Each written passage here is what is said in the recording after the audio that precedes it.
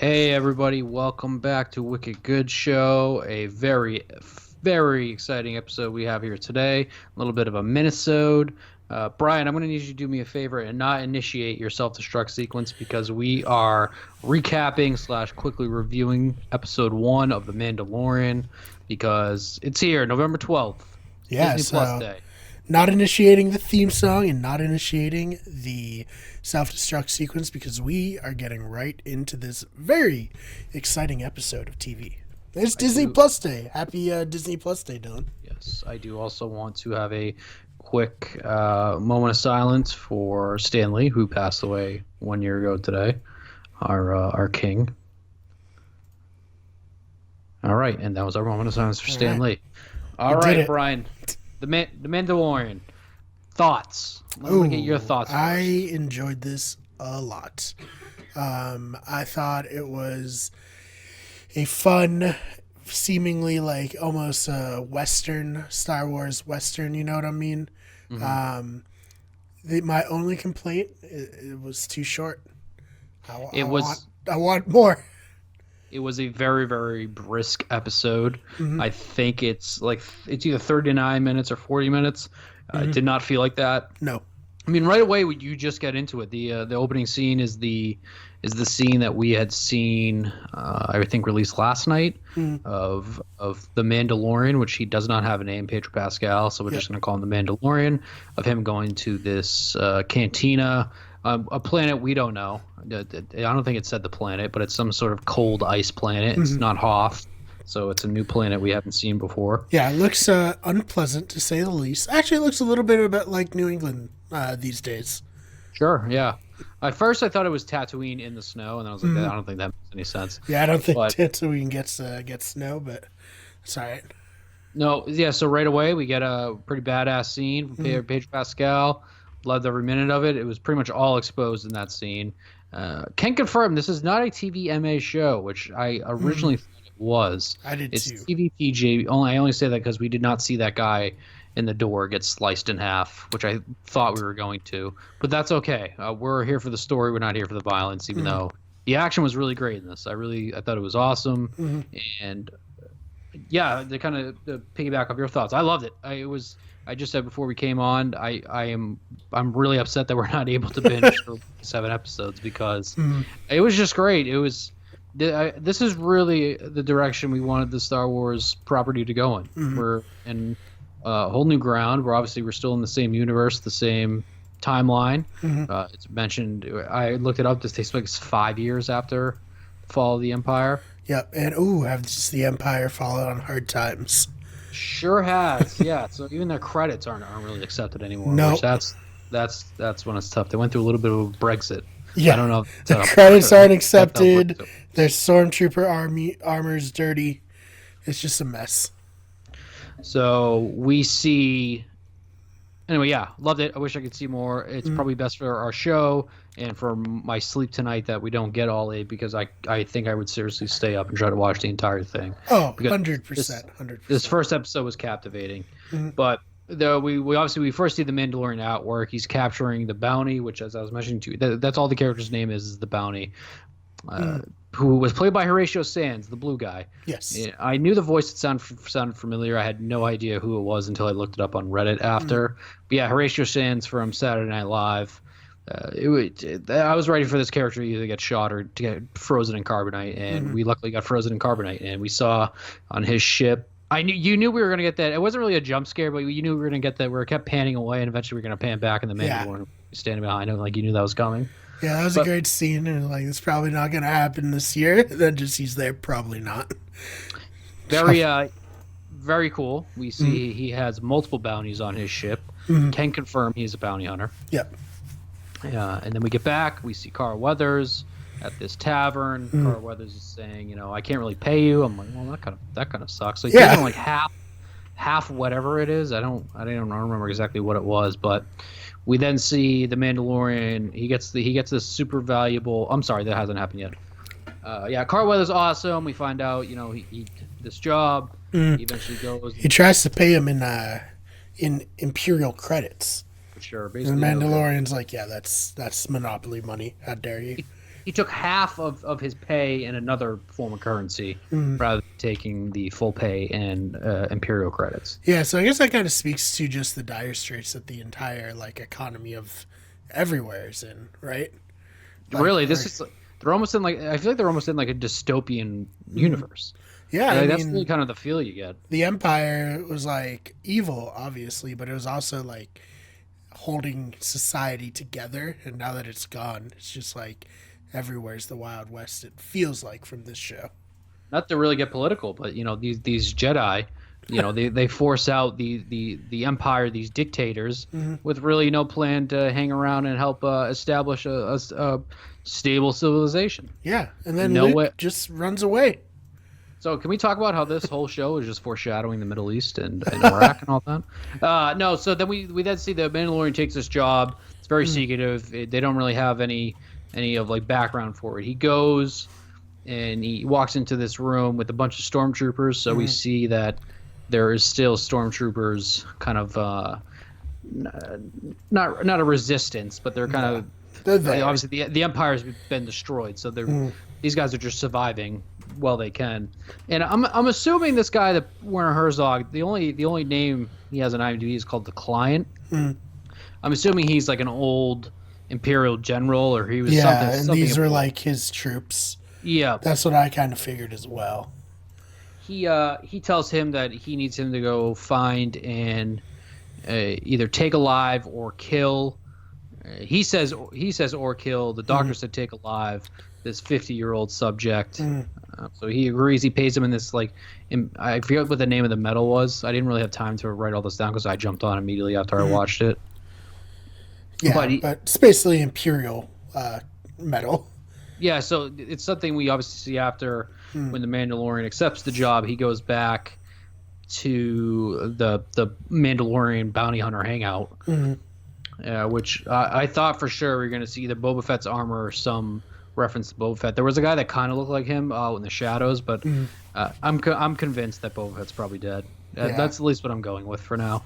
But we see him talk to this lady who melts down that metal, and it's what his armor is made out of. It was the same metal that the guy in the opening bar scene had referenced. Like, is that what that is? Yeah, like Malark or some shit like that.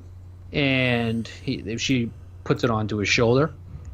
Yeah, so it's kind of like, obviously, I think it's pretty much impenetrable, like Captain Phasma's armor to lasers. Yeah, correct. As you saw later, he gets shot while wearing it. He's like unscathed. And then to kind of like fast forward, he goes to the planet and he goes through like this whole training regimen on how to ride this bull. Oh yeah, kind of a weird like side quest. It was like this was really the only part of the episode where I felt like very sidetracked. I was like, what are we doing? But it wasn't like anything bad. I was just like, seems like it's very like he got attacked by these. I think the guy called them bulls or whatever the guy called them. And then he's like, "Yeah, all you bounty hunters coming through here. I'll help you out, even though they all died. Here, you got to learn how to ride this thing." And so I'll just fast forward that, and then we finally get our king, Taika Waititi. Yes, IG-11, he came in. Which I very, very much so hope that he's not like that wasn't his only. Yeah. Because you figure a droid, there's probably many voices for the droid. He's not IG-88, which is the famous one from the Star Wars movies. He is IG-11 officially on IMDb. So maybe he'll come back as IG-12 next. Maybe. But I did really like him. I thought the Mandalorian and IG-11's chemistry was awesome. Yeah. Takai and Pedro, I thought they worked really well. I was just so starstruck hearing Takai's voice. I was very happy about it because I was convinced we weren't going to see all the other bounty hunters in this episode. So him popping up was really nice. And what a cool design, huh? Awesome. Yeah, and he kicked ass. Yeah, he did. That whole action sequence was awesome.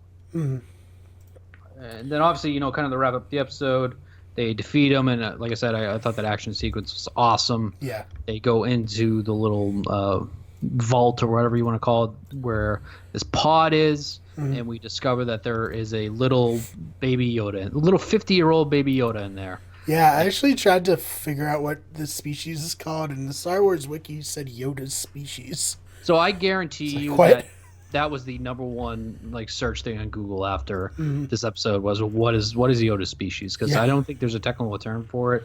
I've heard several different things, but I don't think there's anything canon yet. It sounds like we're probably going to find out, but yeah, unfortunately, IG-88 was committed to the job. He was told that he should kill it, and that's exactly what he was going to do. And then in a little bit of a switcheroo, the Mandalorian kills IG-11, and that is how our episode ends. He's not the type of guy to shoot a baby in the face, which I can respect. I thought he was going to. But you thought that was going to be it for the baby? Or I thought he was just going to let IG-80 or IG-11 do it, and like kind of like he was going to be questioning after like what did he just see? Right. Like what was that? But yeah, no, probably the last thing I expected to see in the show was a little baby version of Yoda's species. Yeah, that's fair. I knew there was going to be something big in this episode. That was way down the list. Was not on the list, let's be honest. Was Yoda out here like clapping cheeks? Oh, you know it. You know because he was. The baby's about 50 years old. That kind of brings us back to around the time where the Republic fell. So I don't know. Yeah. It could be. We'll see. My first instinct is that it could just be the same species as Yoda, and maybe his midichlorian count is like super high or something. I have no fucking idea. Obviously, yeah. I'm definitely thinking this is a force-sensitive being as well. It could be a clone. Who has? We have no idea. Could be Yoda. Whenever he dies, he reincarnates. Who knows? Interesting. So you think that this will be a hot merch item this Christmas? Baby Yoda. Probably. Yeah. Baby Yoda. 100%. Disney knows what they're doing. I thought it was a very, very good pilot episode because it did exactly what it's supposed to do, and it left you just wanting more. Oh, dude, and now you're just stuck with his questions. Obviously the doctor wanted Yoda, the little baby Yoda, to do tests on him, whatever he was going to do, and I wonder if Werner Herzog's character wanted him dead because he knows what he's able to do with the Force if he is Force sensitive. Right. But the production was questions. The production was fantastic. It looked great. It sounded great. I'm very, very happy with this first episode. Yeah, man. Watching it, I was just like, you know what? If we never get another mainline story of Star Wars, that's fine because there's so much to be explored in this world. I had shout out Brian Wong. I can't have an episode without shouting out Brian Wong. I texted him after I watched it, and I'm kind of making a bold guess on which direction the show's going to go. And I'm not saying it's this season, but I do think at one point in this series we are going to see Maz Kanata, and we're going to see how Anakin's lightsaber got into her possession. Possession. Yeah. Thank you. Yeah, definitely. I think it'll be interesting to see, one, obviously that kind of stuff, and two, how the First Order really rose back up from the ashes of the Empire. Because they are not in good straits right now, but they are pretty big force by the time The Force Awakens comes around. So it's sort of hypocritical by me, though, to make that guess.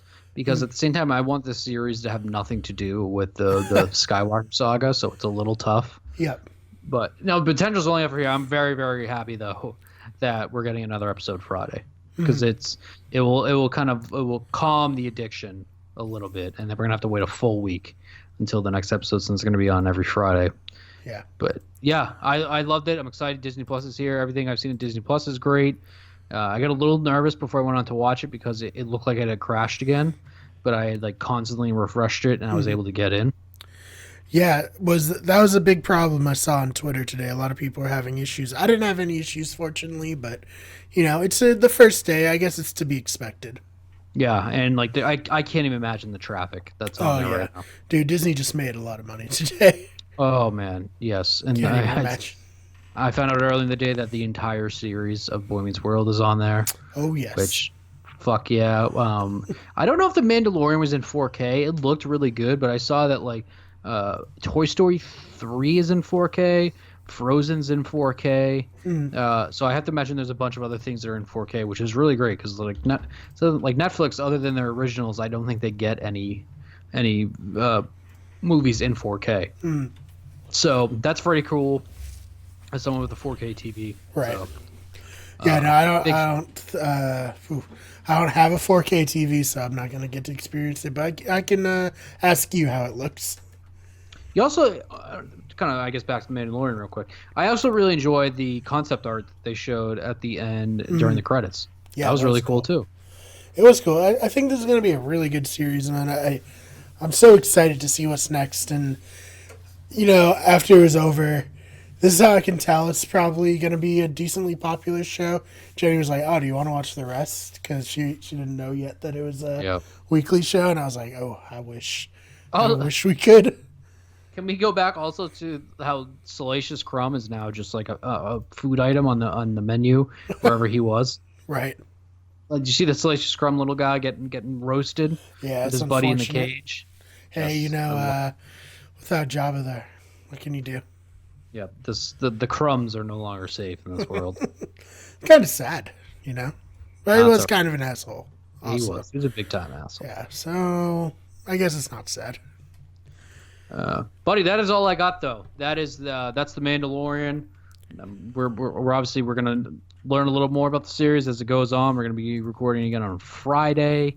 If you had watched Rick and Morty, make sure you check out Ben and Brian's review of Rick and Morty that came out yesterday or / today.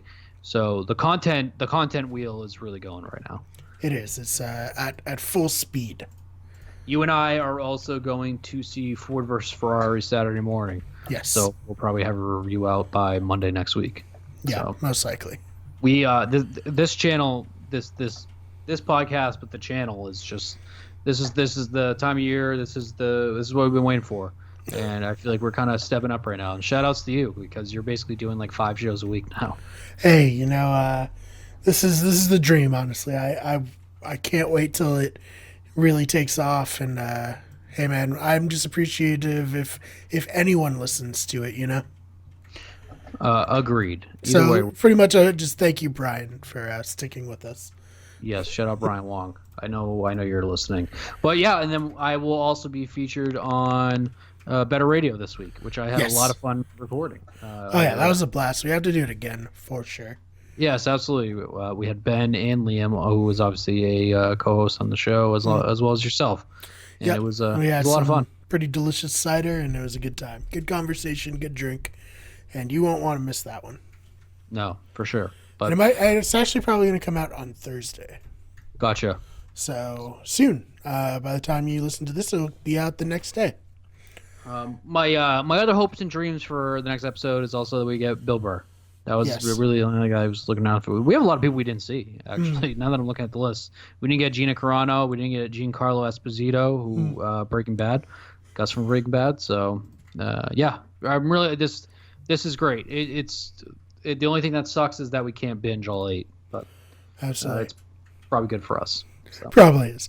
All right, guys. Thank you so much for checking out the episode. Of course, as always, you can subscribe on youtube.com/WickedEverything. Leave us a review on iTunes, rate us on iTunes, share it with your friends and family. Check us out on Twitch at twitch.tv/WickedEverything, on Twitter at WGEverything, Instagram, WickedEverything. Dylan, what's your Twitter handle? DJ Clubberlang, same on Letterboxd. Go follow him on both. He puts in goddamn work on Letterboxd. Thank you. I try. Yes. And you can follow me on Twitter at TheFakeBMar. That's BMARR. And we will talk to you guys soon. See you guys. See you Friday. Later.